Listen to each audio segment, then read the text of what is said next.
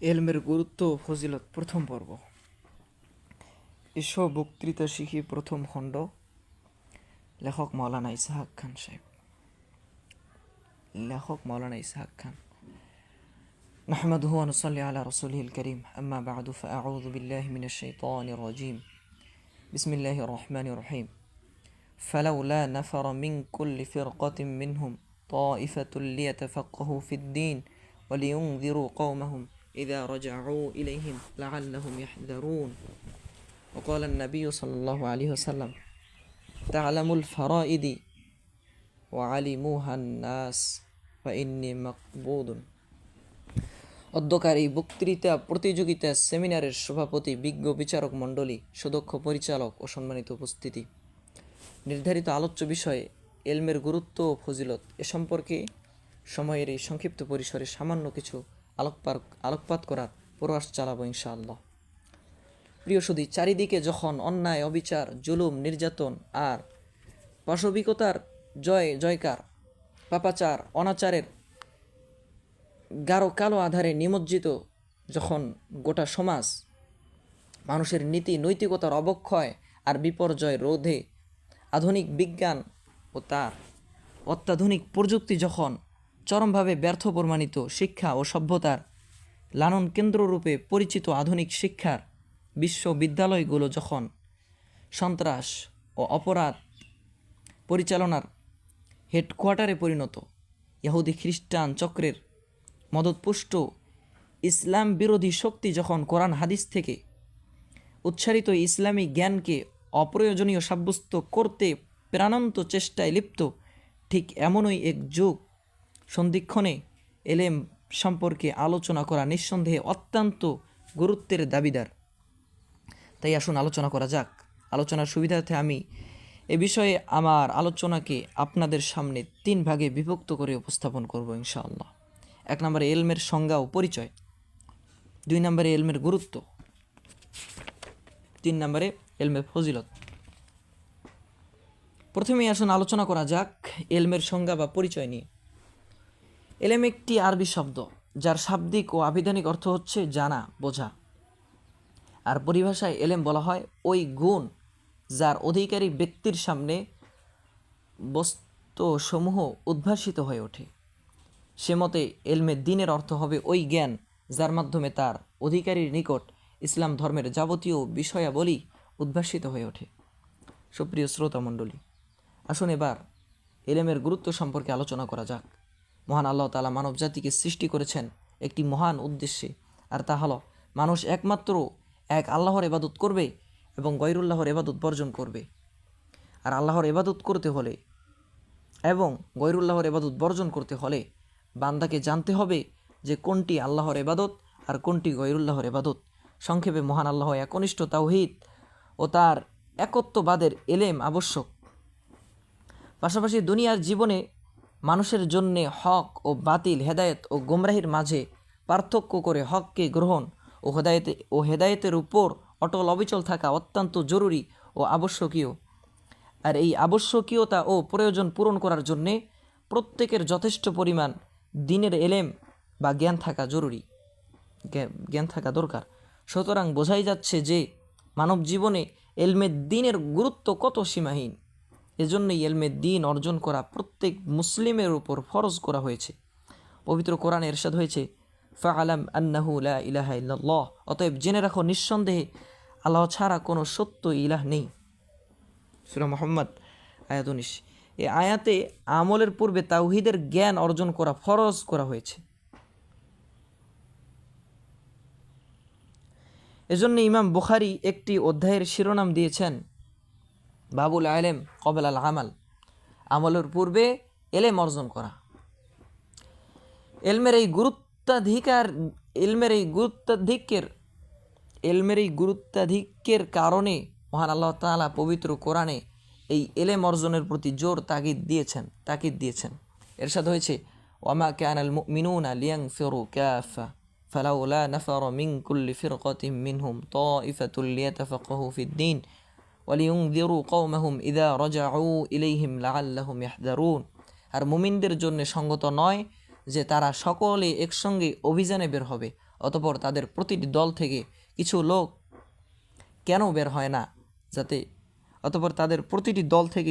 কেন বের হয় না যাতে তারা দ্বীনের গভীর জ্ঞান আহরণ করতে পারে এবং আপন সম্প্রদায় যখন তাদের নিকট প্রত্যাবর্তন করবে তাদেরকে সতর্ক করতে পারে যাতে তারা গুনাহ থেকে বেঁচে থাকে।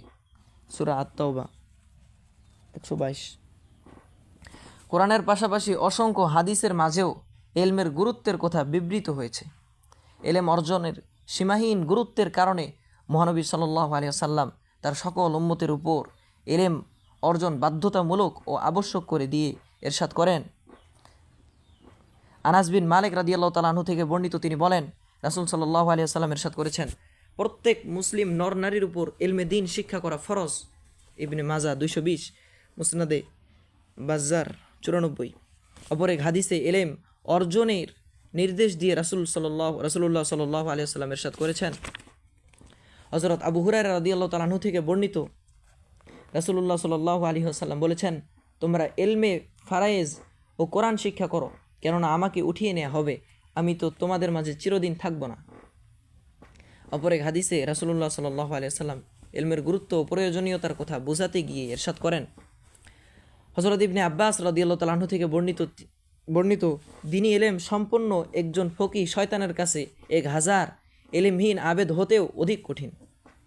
হযরত ইবনে আব্বাস রাদিয়াল্লাহু তাআলা আনহু থেকে বর্ণিত, দ্বীনি ইলম সম্পন্ন একজন ফকিহ শয়তানের কাছে হযরত ইবনে আব্বাস রাদিয়াল্লাহু তাআলা আনহু থেকে বর্ণিত দ্বীনি ইলম সম্পন্ন একজন ফকিহ শয়তানের কাছে 1000 ইলমহীন আবেদ হতেও অধিক কঠিন। শয়তানের কাছে 1000 ইলমহীন আবেদ হতেও অধিক কঠিন। যার ইলম আছে, দ্বীনি বিষয়ে অভিজ্ঞতা আছে, সে শয়তানের বিপদ হতে অতি নিরাপদ। শয়তানের পক্ষে তাকে গোমরাহ ও পথভ্রষ্ট করা দুঃসাধ্য। শয়তানের জন্য 1000 ইলমহীন আবেদকে গোমরাহ ও পথভ্রষ্ট করা যত সহজ, একজন আলেমকে গোমরাহ করা তার থেকেও বেশি কঠিন।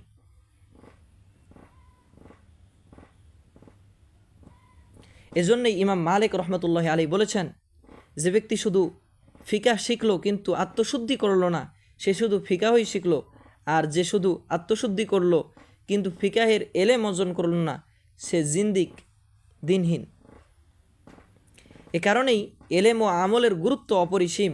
তাই তো অপর এক হাদিসে রাসূল সাল্লাল্লাহু আলাইহি ওয়াসাল্লাম ইরশাদ করেছেন, আল্লাহ তাআলা তার বান্দাদের মধ্য থেকে এলেমকে একসাথে উঠিয়ে নেবেন না, বরং আলেমদেরকে উঠিয়ে নেওয়ার মাধ্যমে এলেমের পরিসমাপ্তি ঘটাবেন।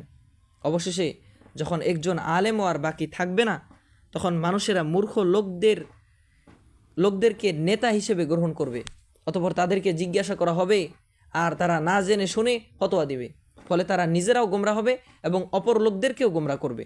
উক্ত হাদিস দ্বারা একথাই বোঝানো হয়েছে যে যদি এলেম না থাকে, দক্ষ বিদ্যজ্ঞ আলেম না থাকে, তাহলে গোটা সমাজ এবং গোটা জাতি গোমরা হয়ে যাওয়ার সমূহ সম্ভাবনা রয়েছে। মানব জীবনের প্রতিটি ক্ষেত্রে মুসলমানদের জন্য এলেমের প্রয়োজন সীমাহীন এবং জীবন চলার পথে যত ধরনের সমস্যার সম্মুখীন হতে হয়, সেগুলোর সমাধানের জন্যেও এলেমের প্রয়োজন বর্ণনাতীত। এজন্য কোরআন হাদিসের এলেম অর্জন করার প্রতি যেমন গুরুত্ব আরোপ করা হয়েছে, তেমনইভাবে কোনো সমস্যায় পতিত হলে তার সমাধান পাওয়ার জন্যেও এলেমহীন মূর্খ লোকদের শরণাপন্ন না হয়ে আহলে এলেম তথা আলেমদের কাছে যেতে বলা হয়েছে। তাই তো মহান আল্লাহ তাআলা বলেন, ফাসআলু আহলাদ যিকরি ইন কুনতুম লা তা'লামুন, আর যদি তোমরা না জানো তবে যারা জানে তাদের কাছে জিজ্ঞাসা করে জেনে নাও। ফাসআলু আহলাদ যিকর ইন কুনতুম লা তা'লামুন, আর যদি তোমরা না জানো তবে যারা জানে তাদের কাছে জিজ্ঞাসা করে জেনে নাও।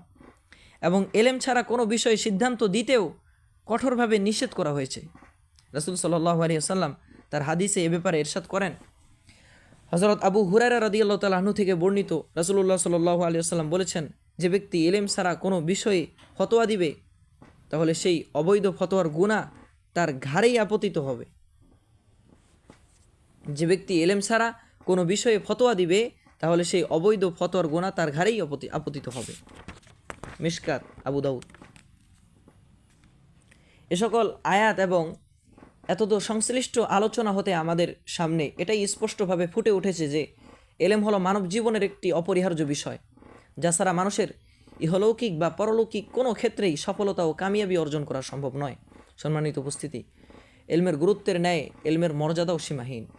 এলেম অর্জনকারী একজন আলেমের মর্যাদা ও ফজিলত সম্পর্কে মহান আল্লাহ তাআলা পবিত্র কোরআনে বলেন, হাল ইয়াস্তাউল্লাযীনা ইয়ালামুনা ওয়াল্লাযীনা লা ইয়ালামুন ইন্নামা ইয়াতাযাক্কারু উলুল আলবাব। হে নবী, আপনি বলে দিন, তোমাদের মধ্যে যারা জানে অর্থাৎ আলেম আর যারা জানে না তারা উভয়ে কি সমান হতে পারে?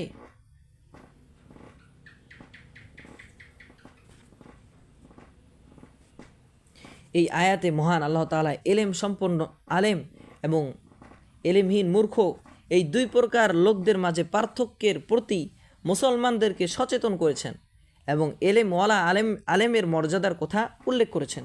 আরেক আয়াতে মহান আল্লাহ তাআলা আরও স্পষ্টভাবে আলেমদের মর্যাদার কথা তুলে ধরে ইরশাদ করেন, ইয়ারফাইল্লাহুল্লাযীনা আমানু মিনকুম ওয়াল্লাযীনা উতুল ইলমা দারাজাত। তোমাদের মধ্যে যারা ঈমান এনেছো এবং যাদেরকে এলেম দেওয়া হয়েছে আল্লাহ তাদেরকে উচ্চ মর্যাদা দান করেছেন।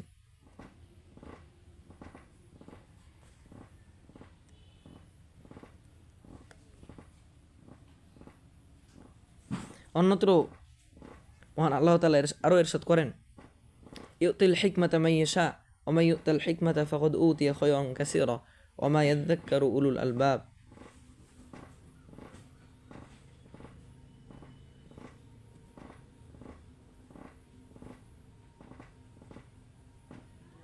আল্লাহ তাআলা যাকে চান তাকে হেকমত তথা ইলমি প্রজ্ঞা দান করেন, আর যাকে হেকমত দান করা হয়েছে তাকে তো প্রভূত কল্যাণ দেয়া হয়েছে। অপর এক আয়াতে মহান আল্লাহ তাআলা আলেমদের প্রশংসা করে বলেন, ইন্নামা ইয়াখশাল্লাহা মিন ইবাদিহিল উলামা ইন্নাল্লাহা আজিজুন গফুর। নিশ্চয়ই আল্লাহর বান্দাদের মধ্যে যারা আলেম কেবল তারাই আল্লাহকে ভয় করে। কোরআনের পাশাপাশি অসংখ্য হাদিসেও বর্ণিত হয়েছে এলেম ও আলেমের ফজিলত ও মর্যাদার কথা। যেমন এক হাদিসে মহানবী সাল্লাল্লাহু আলাইহি ওয়াসাল্লাম ইরশাদ করেন, হযরত কাসির ইবনে কায়েস রাদিয়াল্লাহু তাআলা আনহু থেকে বর্ণিত, তিনি বলেন, আমি রাসূলুল্লাহ সাল্লাল্লাহু আলাইহি ওয়াসাল্লামকে বলতে শুনেছি, যে ব্যক্তি এলেম অর্জনের জন্য কোনো পথ অবলম্বন করে আল্লাহ তাআলা তার বেহেশতের পথকে সহজ ও সুগম করে দেন এবং আল্লাহ তাআলার রহমতের ফেরেশতারা তাদের সম্মানে স্বীয় ডানাসমূহ বিছিয়ে দেন।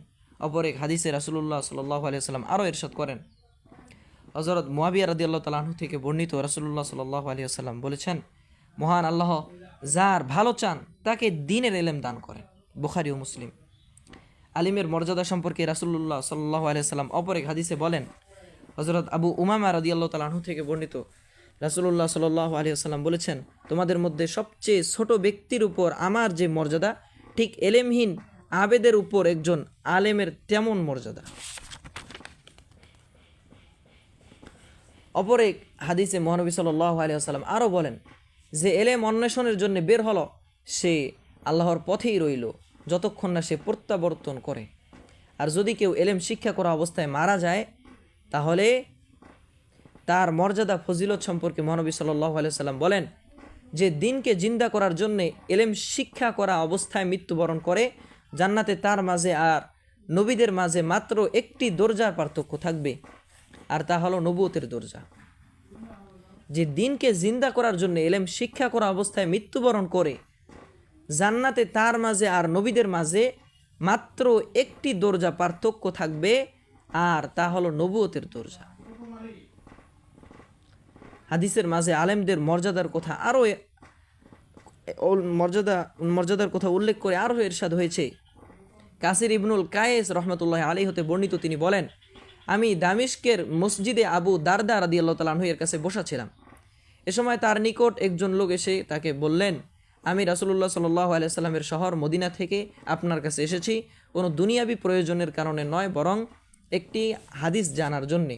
আমি শুনেছি আপনি রাসূল সাল্লাল্লাহু আলাইহি ওয়াসাল্লাম থেকে এই হাদিস বর্ণনা করেছেন।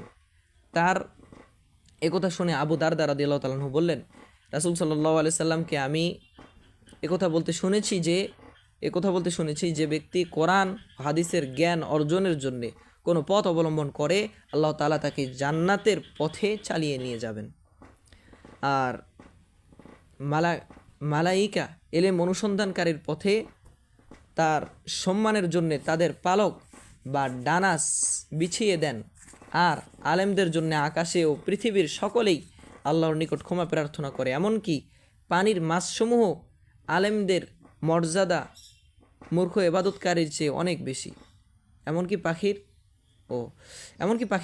পানির মাছসমূহ আলেমদের মর্যাদা মূর্খ এবাদতকারীর চেয়ে অনেক বেশি। যেমন পূর্ণিমা চাঁদের মর্যাদা তারকারাজির উপর। আর আলেমগণ হচ্ছেন নবীদের ওয়ারিস। নবীগণ কোনো দিনার বা দিরহাম ধন সম্পদ উত্তরাধিকারী হিসেবে রেখে যান না, তারা মেরাজ হিসেবে রেখে যান শুধু এলেম। তাই যে ব্যক্তি এলেম হাসিল করেছে সে পূর্ণ অংশ লাভ করেছে। আহমদ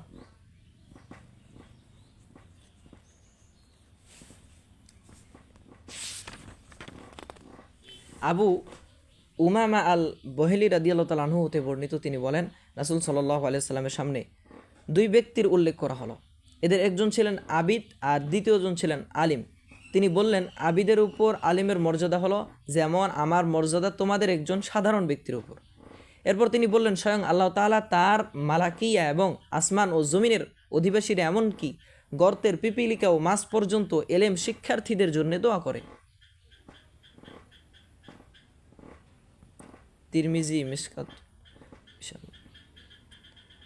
দারামি এই বর্ণনাটিকে মাকহুল রূহ থেকে মুরসাল হিসেবে নকল করেছেন এবং দুই ব্যক্তির কথা উল্লেখ করেননি।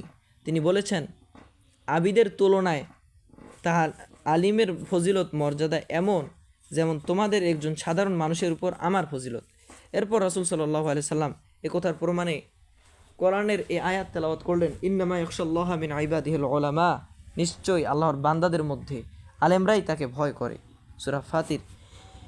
এছাড়া তার হাদিসের বাকি অংশ তিরমিজির বর্ণনার অনুরূপ। এই হাদিসটি যায়েদ ইবনুল সাবিত রাদিয়াল্লাহু তাআলা আনহু থেকে বর্ণনা করেছেন, তবে তিরমিজি ও আবু দাউদ সুলাসুলা এগুল হতে শেষ পর্যন্ত বর্ণনা করেননি।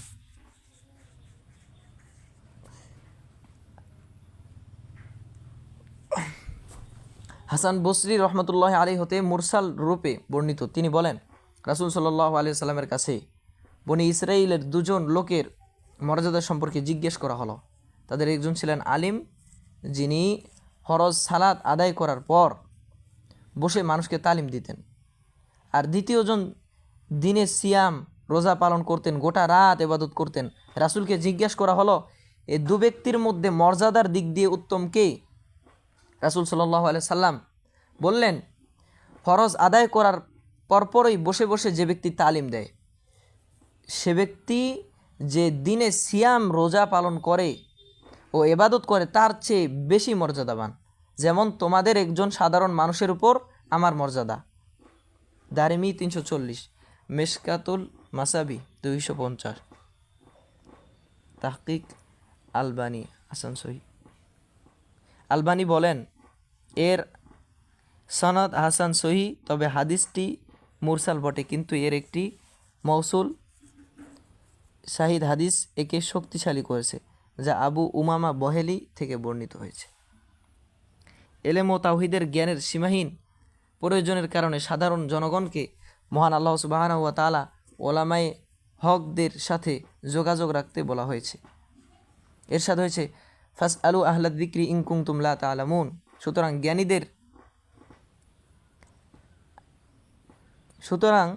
জ্ঞানীদের আলেমদের জিজ্ঞাসা করো যদি তোমরা না জানো।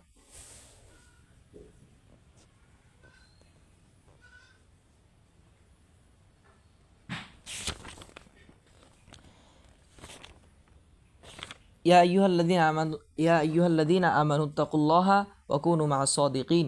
হে মুমিনগণ, তোমরা আল্লাহর তাকওয়া অবলম্বন করো এবং সত্যবাদীদের ওলামা ইকরামের সাথে থাকো। ওয়াত্তাবি' সাবিলা মান আনাবা ইলাই সুম্মা ইলাইয়া মারজিউকুম ফাউনাব্বিউকুম বিমা কুনতুম তা'মালুন।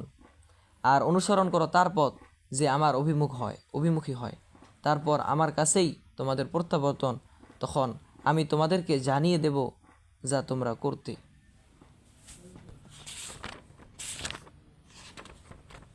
এলেম অনুযায়ী আমলও করতে হবে। জিয়াদ ইবনে লাবিদ রাদিয়াল্লাহু তাআলা আনহু হতে বর্ণিত, তিনি বলেন, নবী সাল্লাল্লাহু আলাইহি সাল্লাম একটি বিষয় নিয়ে আলাপ করলেন। তিনি বললেন সেটা এলেম উঠে যাবার সময় সংগঠিত হবে। আমি বললাম, হে আল্লাহর রাসূল, কি করে এলেম উঠে যাবে? আমরা তো কোরআন পড়ছি, আমাদের সন্তানদেরকে কোরআন শিক্ষা দিচ্ছি, আমাদের সন্তানেরা তাদের সন্ততিদেরকে কোরআন শিক্ষা দিতে থাকবে। রাসূল সাল্লাল্লাহু আলাইহি সাল্লাম বললেন, জিয়াত, তোমার মা তোমার জন্যে ভারাক্রান্ত হোক। আমি তো তোমাকে মদিনার একজন বিজ্ঞ জ্ঞানী ব্যক্তি মনে করতাম। এসব ইয়াহুদি ও নাসারাগণ তো তাওরাত ও ইনজিল পড়েছে, অথচ তারা তদনুযায়ী আমল করছে না। আহমদ 1719, ইবনে মাজা 4048। এলেম অর্জনের প্রয়োজনীয়তা। আবু হুরায়রা রাদিয়াল্লাহু তাআলা আনহু হতে বর্ণিত, তিনি বলেন, রাসূল সাল্লাল্লাহু আলাইহি সাল্লাম বলেছেন, মানুষ মরে গেলে তার থেকে তার কার্যক্রম বিচ্ছিন্ন নিঃশেষ হয়ে যায়, কিন্তু 3টি আমলের সওয়াব অব্যাহত থাকে। এক হলো সদগায়ে জারিয়া, কাজের সওয়াব। 2, এমন জ্ঞান রেখে যায় যার থেকে মানুষ উপকৃত হতে থাকে, এবং এমন সন্তান রেখে যায় যে সব সময় তার জন্য দোয়া করে। মুসলিম 1431। আবু হুরায়রা রাদিয়াল্লাহু তাআলা আনহু হতে বর্ণিত, তিনি বলেন, রাসূলুল্লাহ সাল্লাল্লাহু আলাইহি ওয়াসাল্লাম বলেছেন, যে ব্যক্তি কোনো মুসলিম ব্যক্তির পার্থিব বিপদসমূহের একটি বিপদ দূর করে দিল, আল্লাহ তার আখিরাতের বিপদসমূহের একটি বিপদ দূর করে দিবেন। যে ব্যক্তি দুনিয়াতে মুমিনের কষ্টসমূহে একটি কষ্ট দূর করে দিবে, আল্লাহ তাআলা তার ইহকাল ও পরকালের কষ্টসমূহ দূর করে দিবেন। এবং যে ব্যক্তি ঋণগ্রস্ত ব্যক্তির উপর হালকা করবে, অর্থাৎ তাকে ঋণ পরিশোধ করার সুযোগ দিবে, আল্লাহ তাআলা দুনিয়া ও পরকালে তার সময়দাতার প্রতি হালকা ও সুখ স্বাচ্ছন্দ্য প্রদান করবেন। যে ব্যক্তি কোনো মুমিনের দোষ ঢেকে রাখবে, প্রকাশ করবে না, আল্লাহ তাআলা তার দুনিয়া ও পরকালের দোষ ঢেকে রাখবেন, প্রকাশ করবেন না। আল্লাহ তাআলা তার বান্দাদেরকে ততক্ষণ পর্যন্ত সাহায্য করতে থাকেন যতক্ষণ সে তার ভাইয়ের সাহায্য করতে থাকে। যে ব্যক্তি জ্ঞান আহরণের জন্যে কোনো পথ বা পন্থায় অনুপ্রবেশ করার সন্ধান করে, আল্লাহ তাআলা এর বিনিময়ে তার জান্নাতে প্রবেশ করার পথ সহজ করে দেন। যখন কোনো দল আল্লাহর কোনো ঘরে সমবেত হয়ে আল্লাহর কিতাব তেলাওয়াত করে এবং জ্ঞান চর্চা করে, তাদের উপর আল্লাহর তরফ থেকে প্রশান্তি নাজিল হয়, আল্লাহর রহমত তাদেরকে বেষ্টন করে নেয় এবং মালাকিয়া তাদেরকে ঘিরে রাখে। তাছাড়াও আল্লাহর নিকটবর্তী মালাইকাহদের সাথে তাদের ব্যাপারে আলোচনা করেন। মুসলিম 2699। 204। অন্য হাদিসে ইরশাদ হয়েছে, আব্দুল্লাহ ইবনে মাসউদ রাদিয়াল্লাহু তাআলা আনহু হতে বর্ণিত, তিনি বলেন, আমি রাসূল সাল্লাল্লাহু আলাইহি সাল্লামকে ইরশাদ করতে শুনেছি, আল্লাহ তাআলা সেই ব্যক্তির মুখ উজ্জ্বল করুন যে আমার কোনো কথা শুনেছে এবং যেভাবে শুনেছে ঠিক সেভাবেই অন্যের কাছে তা পৌঁছে দিয়েছে। অনেক সময় যাকে পৌঁছানো হয় সে শ্রোতা থেকে অধিক স্মরণীয় হয়। তিরমিজি 2697। আয়েশা রাদিয়াল্লাহু তাআলা আনহা হতে বর্ণিত, তিনি বলেন, আমি রাসূল সাল্লাল্লাহু আলাইহি সাল্লামকে বলতে শুনেছি, আল্লাহ তাআলা আমার কাছে ওয়াহী পাঠিয়েছেন, যে ব্যক্তি এলেম বিদ্যা হাসিল করার জন্যে কোনো পথ ধরবে, আমি তার জন্য জান্নাতের পথ সহজ করে দিব। আর যে ব্যক্তি দুই চোখ আমি নিয়েছি, অর্থাৎ যে অন্ধ হয়ে গেছে, তার বিনিময়ে আমি তাকে জান্নাত দান করব। আর যে ব্যক্তি 2 চোখ আমি নিয়েছি, অর্থাৎ যে অন্ধ হয়ে গেছে, তার বিনিময়ে আমি তাকে জান্নাত দান করব। এবাদতের পরিমাণ বেশি হবার চেয়ে এলেমের পরিমাণ বেশি হওয়া উত্তম। এবাদতের পরিমাণ বেশি হবার চেয়ে এলমের পরিমাণ বেশি হওয়া উত্তম। দিনের মূল হলো তাকওয়া ও ধার্মিকতা। প্রিয় সুধী, ইতিপূর্বের আলোচনাসমূহ হতে আমরা এলমের সীমাহীন গুরুত্ব, প্রয়োজনীয়তা ও অগণিত ফজিলতের কথা জানতে পেরেছি। কিন্তু কথা হলো, উপরে বর্ণিত সকল আয়াত ও হাদিসে যেই এলমের গুরুত্ব ও প্রয়োজনীয়তার কথা বলা হয়েছে, তা কোন এলেম? এটা কি সেই এলেম যার দ্বারা কেবলমাত্র পার্থিব জীবনে সামান্য উপকৃত হওয়া ছাড়া আখিরাতের কোনোই কাজে আসে না? এটা কি সেই জ্ঞান যার দ্বারা কেবলমাত্র পার্থিব সামান্য ধন সম্পদ উপার্জন ব্যতীত দিন ইসলামের কোনো অবগতি হাসিল হয় না? এটা কি সেই এলেম যা তার শিক্ষার্থীর নীতি নৈতিকতার অবক্ষয় বোধ করতে পারে না? না, কোরআন হাদিসের ব্যবহৃত এলেম শব্দ দ্বারা এই সকল এলেমকে বোঝানো হয়নি। কোরআন হাদিসে ব্যবহৃত এলেম শব্দ দ্বারা এই সকল এলেমকে বোঝানো হয়নি। ইহুদি খ্রিস্টানদের তৈরি কারিকুলাম অনুযায়ী বর্তমানে আমাদের সমাজের স্কুল, কলেজ ও বিশ্ববিদ্যালয়গুলোতে চলমান শিক্ষার কথা এখানে বলা হয়নি। যদিও এই শিক্ষার ভালো দিকও রয়েছে এবং প্রয়োজনীয় ধর্মীয় জ্ঞান অর্জনের পর এই শিক্ষা গ্রহণের ব্যাপারেও কোনো নিষেধাজ্ঞা নেই, বরং কোরআন হাদিসে বর্ণিত এলেম শব্দ দ্বারা ওই জ্ঞানকেই বোঝানো হয়েছে যার দ্বারা ব্যক্তি তার নিজের স্রষ্টাকে চিনতে পারে, সৃষ্টিকর্তার পক্ষ থেকে তার জন্য দেয়া দিক নির্দেশনা ও পথ নির্দেশ সম্পর্কে সম্যক অবগতি লাভ করতে পারে, তাওহীদের শিক্ষা গ্রহণ করতে পারে, সর্বোপরি দ্বীনে ইসলামের প্রয়োজনীয় বিধিবিধান সম্পর্কে যথেষ্ট জ্ঞানার্জন করতে পারে। আর এই শিক্ষা পাওয়া যায় একমাত্র কোরআন হাদিসের এলেম অর্জন করলে। তাই তো মহানবী সাল্লাল্লাহু আলাইহি ওয়াসাল্লাম তার অপর হাদিসে এই শিক্ষার নাম উল্লেখ করে তার শিক্ষায় শিক্ষিতদের শ্রেষ্ঠত্ব ও ফজিলতের কথা বর্ণনা করতে গিয়ে উল্লেখ করেন, খয়রুকুম মান তাআল্লামাল কুরআন ওয়া আল্লামা, তোমাদের মধ্যে সর্বোত্তম ওই ব্যক্তি যে নিজে কোরআন শিক্ষা করেন এবং অপরকে তা শিক্ষা দেয়। সম্মানিত উপস্থিতি, পরিশেষে আমি বলতে চাই, বর্তমান সমাজের অবক্ষয় রোধ করতে হলে, ঘুণে ধরা এই সমাজের অবস্থার পরিবর্তন ঘটাতে হলে আমাদের কোরআন হাদিস লব্ধ ইসলামী শিক্ষার প্রতি নিবেদিত প্রাণ হতে হবে এবং ইসলামী জ্ঞানার্জন করে সমাজে তার প্রচার ও প্রসার ঘটাতে হবে। পাশাপাশি অর্জিত এলেম অনুযায়ী আমল করতে হবে, অন্যথায় এই এলেম দ্বারা আমরা সামান্যতম উপকৃত হতে পারবো না। মহান আল্লাহ তাআলা আমাদের সকলকে তৌফিক দান করুন, আমিন। ওয়া আখিরু দাওয়ানা আনিল হামদুলিল্লাহি রাব্বিল আলামিন।